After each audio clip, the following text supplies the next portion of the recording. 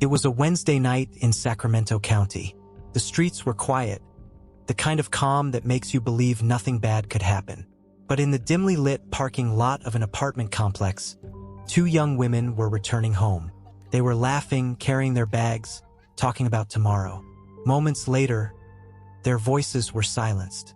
Neighbors would describe it as sudden, unreal, a burst of gunfire tearing through the night, shots that echoed across Howe Avenue, and then silence. By the time deputies arrived, both women, 35-year-old Laverta Pearl Robinson and 32-year-old Juress Jessica Williams, known by friends as JoJo, were lying on the pavement, lifeless. Two women gone in an instant. This wasn't random. This wasn't senseless noise. This was deliberate, and it shook the Arden Arcade neighborhood to its core. Tonight, we go inside that story. A case of lives stolen, families grieving, and investigators left with more questions than answers. This is Two Lives Cut Short, the Sacramento County shooting of Laverta Robinson and JoJo Williams. I'm stepping up. I'm ready to make a statement. I'm my big sister's keeper. My heart is shattered for my little sister. My only sister. I am lost without her. We were all we had. Gun violence is senseless, and no matter what the disagreement was that night, it should never have led to the death of those two women. On April 10, 2023, two vibrant young women lost their lives in the parking lot of their Sacramento apartment complex. They were brutally shot by a man who couldn't afford for his double life to be exposed. He wasn't a stranger. He wasn't an outsider. He was someone they both trusted. They say secrets have the power to destroy lives, and in this case, another man's hidden truth ended the lives of Laverta Robinson and JoJo Williams. These two young women, who shared a bond, uncovered a shocking secret about a man they both knew, something he'd kept hidden in the darkness for a long time. When they threatened to reveal the truth, he ensured they'd never have the chance. As investigators dug deeper into this tragic case, they soon uncovered what the women had discovered and what their attacker was willing to kill to protect. If my dog can't come with me, I'm not coming. Yeah, this is a service dog. Thank you. This heartbreaking story unfolds in the vibrant city of Sacramento, California, a city known for its riverfront charm, historic districts, and a thriving farm-to-fork culinary and art scene. Its streets are full of energy, creativity, and life. In 2023, Sacramento made progress in public safety. Violent crime dropped by about 11%, with homicides falling to 38, and significant reductions in incidents of rape, burglaries, and assaults. However, challenges persist. Property crime remains alarmingly high, with nearly 2,918 incidents per 100 residents.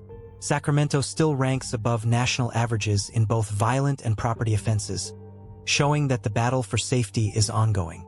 The story begins with 35-year-old Laverta Pearl Robinson. Affectionately known as V, Laverta was a native of Sacramento, California. She was the kind of woman who made you feel lighter just by being around her. Her friends described her as loyal, peaceful, and fiercely protective of the people she loved. She was independent and reserved, someone who had been through enough in life to truly understand how precious it was. A week before her death, V shared a post on social media, asking her friends what they appreciated about her. It was a rare moment where she opened up, revealing a longing for deeper, meaningful connections. The responses were heartfelt. Everyone confirmed what they knew about her. She wasn't flashy, and she wasn't trying to impress anyone. Her dreams were simple. She wanted to settle down one day and build a family of her own. But behind that soft smile, V carried a weight that few could imagine, burdens that ran deeper than most could ever see. Then there was 32-year-old Juress JoJo Williams. Lovingly known as JoJo, she was a force, full of energy, personality, and grace. A proud mother to a 12-year-old daughter named Vita, JoJo's world revolved around her little girl. Her family described her as the light in every room she entered. She brought joy, honesty, and unwavering support to everyone lucky enough to know her. Her laughter was loud, her smile unforgettable, and her love for life contagious. JoJo was a proud mother to her 12-year-old daughter, Vita. Her world revolved around her little girl, and her family often described her as the light in every room she entered. JoJo brought joy, honesty, and unwavering support to everyone fortunate enough to know her. Her laughter was loud, her smile unforgettable, and her love for life was nothing short of contagious. But JoJo wasn't just a mother. She had aspirations beyond that. She was a self-made beauty and fashion influencer, a woman carving her own path in the world. She had even dabbled in music, sharing clips online of herself rapping, dancing, and embracing her strength as a woman. Life hadn't been easy for JoJo. Just 2 years before her death, she faced an unimaginable loss. Her only brother, 38-year-old Sergio Harris, was tragically killed in a mass shooting on K Street, a busy street in downtown Sacramento. The loss shattered something deep inside her, but JoJo stayed strong. For her daughter, for her family, and for herself. She had to. But fate wasn't done with JoJo. It had one more devastating blow in store. JoJo and V were incredibly close. Some speculated there was even more to their relationship, suggesting that they were not just close friends but possibly lovers. Though the full truth of their bond remains unclear, one thing was certain. They shared a complicated and emotional history with the same man. 32-year-old Ricky Hunter was a trained chef, a familiar face around Sacramento, and someone who knew both women very intimately. His connection to them ran deeper than anyone could have imagined. Many people speculated that although JoJo and Laverta might have shared a romantic connection, there could have been something more between JoJo and Ricky. There were rumors that JoJo and Ricky might have been involved in a romantic relationship in the past. However, JoJo's social media posts painted a different picture, one where she had been single for quite some time. It was a tangled web of messy relationships linking these three individuals together, with overlapping histories, emotions, and desires. But somehow, in the midst of all that chaos, JoJo and V uncovered something much darker about Ricky. Something he had been hiding beneath the surface. Ricky was living a secret life, a life that he couldn't let anyone discover. Allegedly, Ricky had been living on the down low, a term used to describe men who secretly engage in homosexual relationships while outwardly presenting themselves as heterosexual. According to those close to the victims, both JoJo and V had discovered Ricky's secret. Though Ricky appeared to be a straight man, his secret life was far from what anyone could have imagined. He had been hiding his same-sex relationships, desperately keeping this part of himself concealed. The shame he felt about his hidden identity seemed to drive him to the edge. Ricky could no longer afford to keep this secret out of the public eye. He feared exposure and the fallout that would come with it. And it seemed that just the knowledge of his secret was enough to drive him to violence. The moment JoJo and V found out about Ricky's hidden life, they had become threats to him, and Ricky was willing to do whatever it took to silence them. On the night of April 10, 2023, just after 10:30 p.m., the peaceful quiet of the 1100 apartment complex on Howe Avenue in Sacramento County was shattered by the sound of gunfire. A series of loud, rapid shots echoed through the complex, sending shockwaves through the neighborhood. The ShotSpotter alert triggered an immediate response from the Sacramento County Sheriff's Office, and within minutes, the area was swarming with deputies. A frantic 911 call came in from a nearby resident who had heard the gunshots and was terrified by what they saw. When deputies arrived, they were met with a chilling scene. 2 women, unresponsive and lying in the dimly lit parking lot, their bodies riddled with bullets. The stillness of the night was broken only by the urgency of emergency responders as they tried to revive the women. But it was too late. The lives of JoJo Williams and Laverta Robinson had been tragically cut short, their futures stolen in an instant. 2 women lay near a car, unresponsive, their bodies riddled with bullet wounds. 1 woman had been shot multiple times in the upper body. The other was positioned just a few feet away, collapsed on the asphalt, her injuries equally severe. Paramedics arrived immediately, but it was too late. Both women were pronounced dead at the scene. The apartment complex, normally quiet and calm, had suddenly transformed into a war zone. According to the tenants, the peaceful atmosphere was shattered within moments. Officers quickly cordoned off a wide area of the parking lot, placing evidence markers next to at least a dozen shell casings scattered across the pavement. The crime scene was methodically secured as yellow police tape surrounded the building.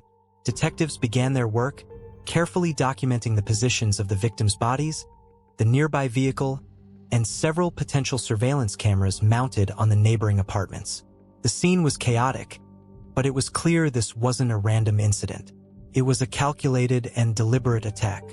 News crews arrived shortly after, capturing footage of the investigation. Deputies were already on the scene, investigating a double homicide that had left 2 women dead.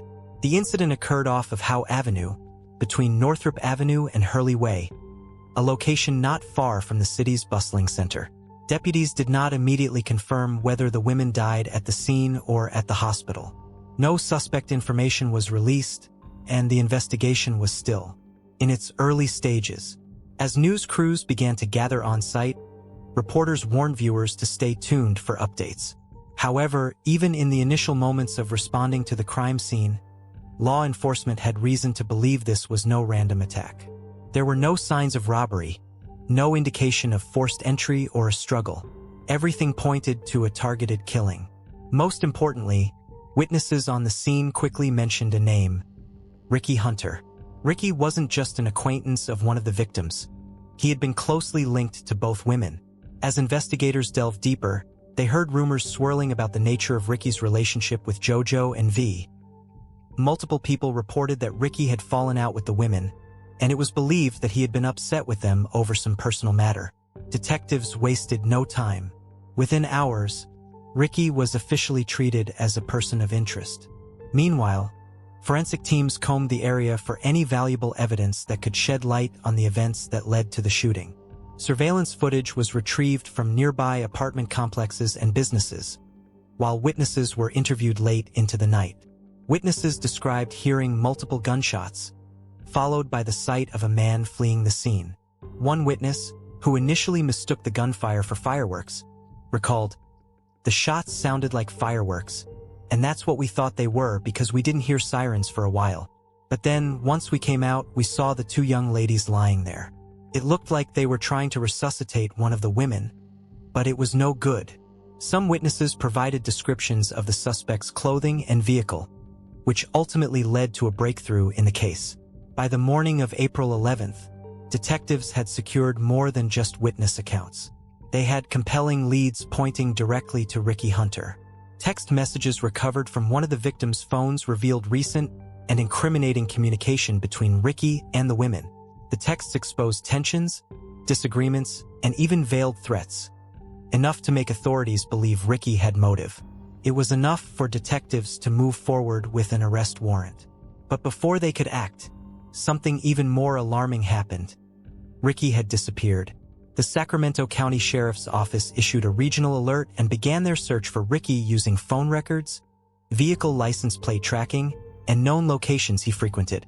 By the early afternoon, detectives had narrowed down his location to a commercial district near Arden Fair Mall, a shopping area not far from where the shooting had occurred. They moved in. Ricky was spotted entering an AT&T store, likely unaware that law enforcement was already closing in on him. Deputies set up a perimeter around the store and warned surrounding businesses to shelter in place. Their goal was to apprehend him safely, without putting customers or staff inside the store in harm's way. They waited patiently, watching his every move. After a tense period, Ricky finally exited the store and returned to his vehicle. That's when the deputies made their move. As they approached his car, Ricky opened the door, reached inside, and pulled out a shotgun. Before deputies could react, Ricky did something no one expected. He turned the weapon on himself and fired a single round into his chest. The arrest they had been preparing for quickly turned into a medical emergency. Officers immediately applied a chest seal to Ricky's wound and called for an ambulance. Despite their best efforts to stabilize him on the scene, Ricky was transported to a local hospital in critical condition. But just hours later, he was pronounced dead. With Ricky's death, the criminal proceedings came to an abrupt end before they could even begin. The justice that many hoped for would never come. However, the investigation into his motives and the shocking trigger behind the double homicide was far from over. Detectives continued their work, piecing together the events that led to the shooting. The initial investigation had revealed that this was indeed a homicide, linked to the incident at the apartment complex on 1100 Howe Avenue. Multiple 911 calls had come in, confirming that 2 women had been shot in the parking lot. Both were declared dead at the scene. With this confirmation, a full-blown homicide investigation was launched.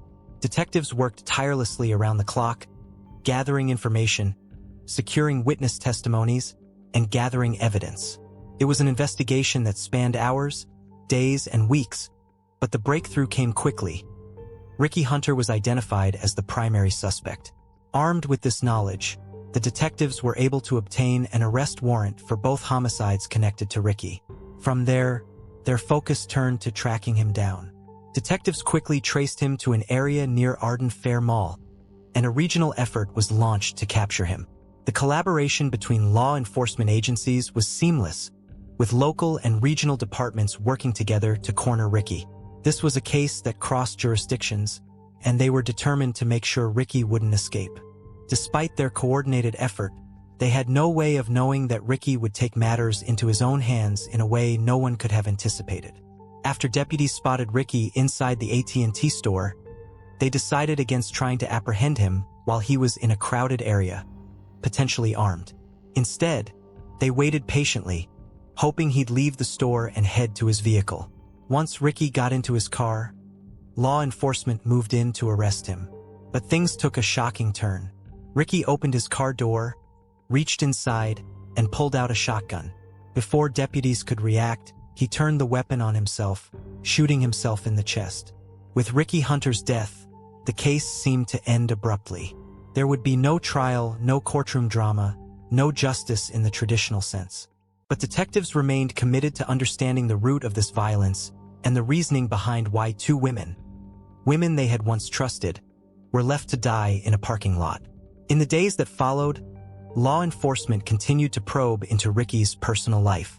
What they uncovered painted a chilling picture of emotional volatility, secrecy, and fear.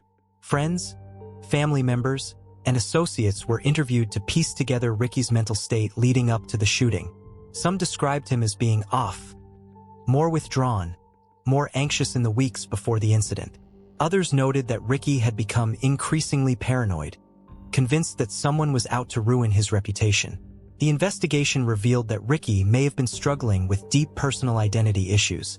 He feared being publicly exposed, particularly in the social and cultural circles he was a part of. This fear of being outed, of his secrets being revealed, may have triggered a dangerous emotional spiral. But there was one crucial detail that didn't add up.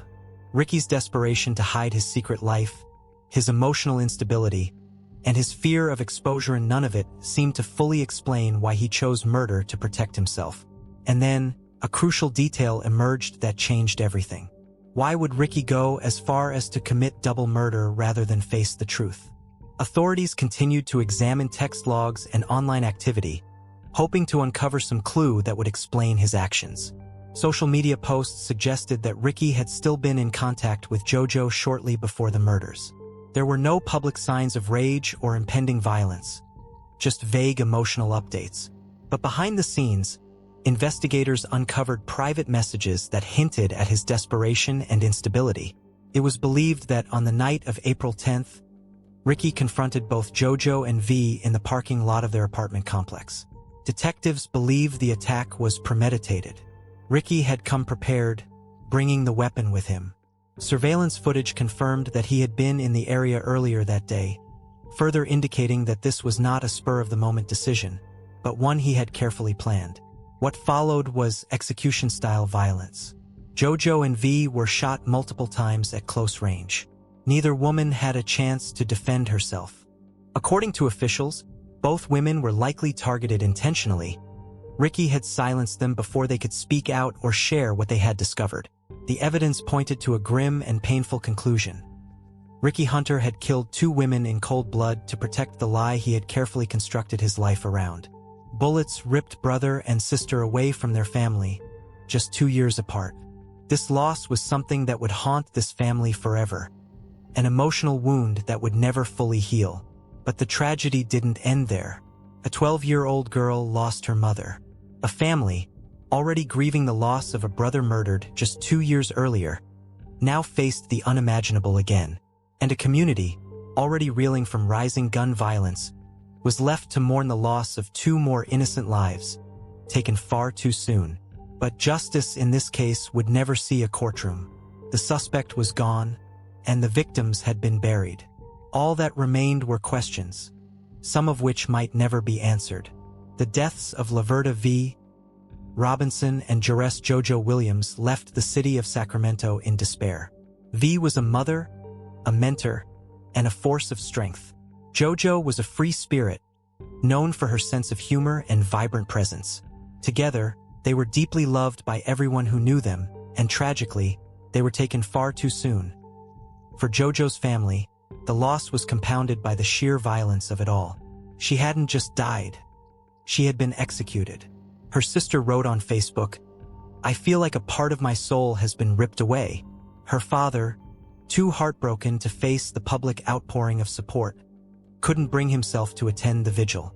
In the wake of their deaths, the apartment complex where the shooting occurred held a candlelight vigil in the women's honor.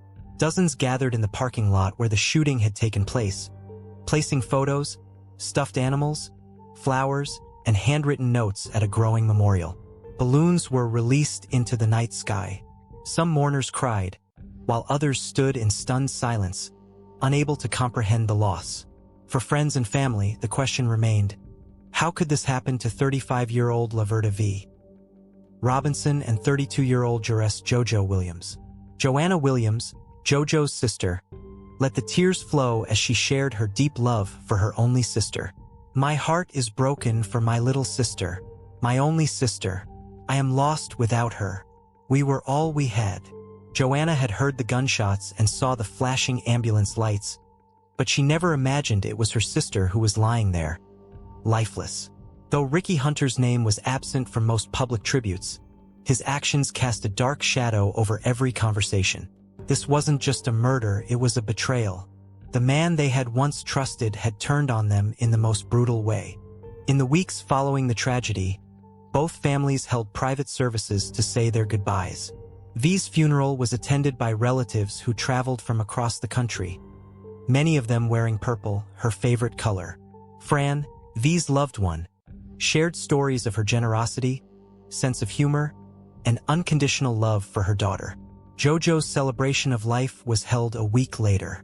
The service included music, poems, and a slideshow of her life, highlighting the joy and light she brought to everyone around her. A local church generously offered its space for free, and those who couldn't attend in person joined the live stream, flooding the comments with heart emojis and teary messages of remembrance. There was no police presence at these services, no suspects being led into courtrooms, just grief, faith, and a quiet attempt to find closure. But even as both families laid their loved ones to rest, they knew that this wasn't closure. Not really. How do you bury someone who should still be alive? In the aftermath of this tragedy, a painful reality remains. 2 women were gunned down in a parking lot by someone they knew, someone they might have once trusted, all because of secrets. What exactly was Ricky Hunter hiding? What made him believe that killing 2 people was the only way to protect himself? We may never know the full truth, but the consequences of his actions are irreversible. This case raises urgent questions about emotional instability, the fear of exposure, and violence triggered by secrecy. It's a chilling reminder of how unresolved trauma, shame, or fear can escalate into something lethal when left unchecked. If someone in your life is acting paranoid, volatile, or obsessed with control, don't ignore the signs. And if you're carrying a secret so heavy that it's threatening your mental health, get help before it breaks you. JoJo and V didn't get a chance to share their side of the story. They didn't get to defend themselves. They didn't get to live. But maybe through this video, their voices can still be heard. And always speak up when something doesn't feel right. Share this story to remind someone that silence can be deadly. Let us know what you think in the comments below.